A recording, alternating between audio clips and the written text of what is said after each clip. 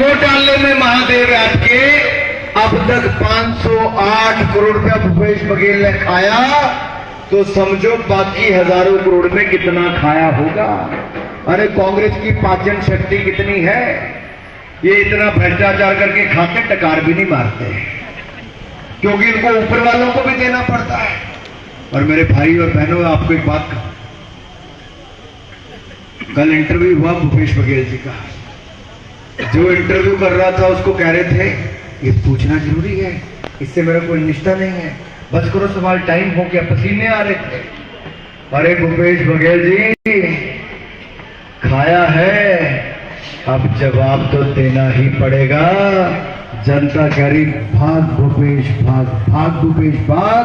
कितना भागोगे, चुनावों में हराएंगे और ईडी सीबीआई पकड़कर वहां लेकर जाएगी जहां दिल्ली का उप मुख्यमंत्री मनीष सिसोदिया, आपका सांसद संजय सिंह, आम आदमी पार्टी का स्वास्थ्य मंत्री कौन है, सत्येंद्र जैन, ये सब काल कोठरी में है, जेल में है, भ्रष्टाचार करते। भूपेश बघेल भी नहीं बचेंगे। ये भ्रष्टाचारियों के खिलाफ कड़ी कार्रवाई होती रहेगी।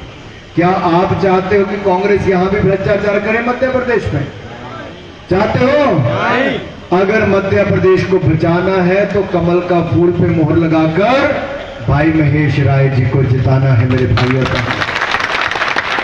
हमारी लाडली बहना को 1250 मिलते हैं, फिर 3000 रुपया महीना मिलेगा, 450 रुपए में रसोई गैस का सिलेंडर मिलेगा।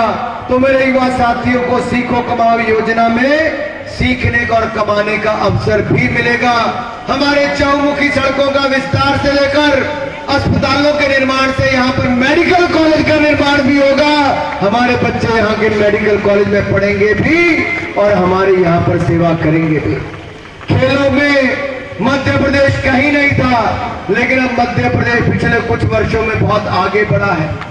मैं देश का खेल मंत्री होने के नाते विश्वास दिलाता हूं, हम आने वाले समय में मध्य प्रदेश में इतनी खेलों की सुविधाएं बनाएंगे, जब देश में मेडल की भूमिका होगी तो मध्य प्रदेश का नौजवान भी बहुत सारे मेडल जीतकर लाएगा। लाने चाहिए नहीं लाने चाहिए? यहाँ पे भी खेलों की सुविधा होनी चाहिए कि नहीं?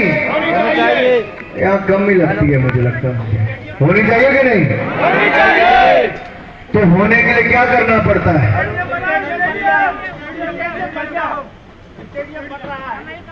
बन रहा है, ऐसा है। ऐसी तो बिना रिफाइनरी भी हमने बनानी शुरू की, लेकिन कांग्रेस की सरकार आई और प्रोजेक्ट खटाई में चला गया। अब अगर किसी ने 50,000 करोड़ की बिना रिफाइनरी दी है तो नरेंद्र मोदी भारतीय जनता पार्टी की सरकार ने दी। हजारों नहीं लाखों लोगों को रोजगार के अवसर मिलेंगे। मैं ज्यादा समय लूंगा, मैं भाई भूपेंद्र जी को सुनना है, लेकिन इतना कहूंगा मित्रों, पिछले 9 सालों में नरेंद्र मोदी की सरकार ने वो करके दिखाया जो कांग्रेस 60 साल में नहीं कर पाई, मोदी जी ने 8 साल में करके दिखाया है।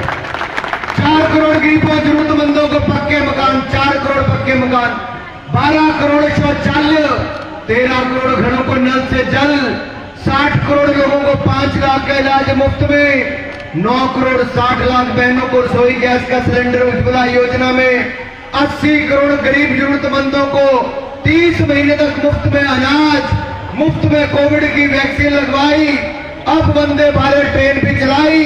ऑपरेशन गंगा में तिरंगा झंडा लहराकर 23,000 विद्यार्थियों को यूक्रेन की भूमि से सुरक्षित बचाकर लाई, तो नरेंद्र मोदी की सरकार बचाकर लाई। कॉमनवेल्थ गेम्स से लेकर ओलंपिक तक, एशियन गेम्स में इस बार 100 पार करने का कीर्तिमान भारत ने किया है और चंद्रयान मिशन को सफल करके चंद्रमा के शिव शक्ति पॉइंट पर भी तिरंगा लहराने का काम इसी नरेंद्र मोदी की सरकार में हुआ है। ये भारत के बढ़ते कदम है। कभी अंग्रेज हमारे ऊपर राज करते थे, आज इंग्लैंड में भी भारत मूल का प्रधानमंत्री बन गया है ऋषि सुनक, और हमने इंग्लैंड को पछाड़कर अब भारत को दुनिया की 5वीं सबसे बड़ी अर्थव्यवस्था बना दिया है और अगले 3 सालों में 3री सबसे बड़ी अर्थव्यवस्था बन जाएगी।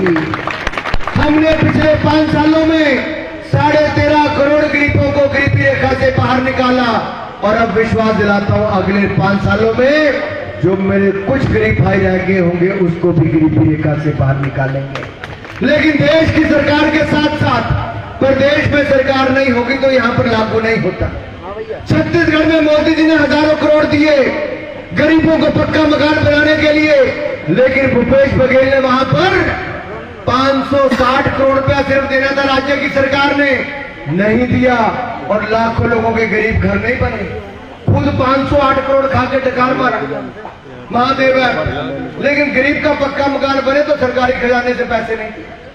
जो मोदी जी ने राशन दिया मुफ्त में, उसमें भी 9,500 करोड़ का घोटाला करके अगर ऐसी राज्य की सरकारें होगी कभी सुधार नहीं हो सकता। पंडित नेहरू, इंदिरा गांधी, राजीव गांधी, सोनिया गांधी, राहुल गांधी, 4 पीढ़ियों ने कहा गरीबी हटाओ, गरीब मिट गया, लेकिन गरीबी नहीं हटी थी। गरीब मां का बेटा नरेंद्र मोदी आया तब गरीबी रेखा से बाहर आ पाया।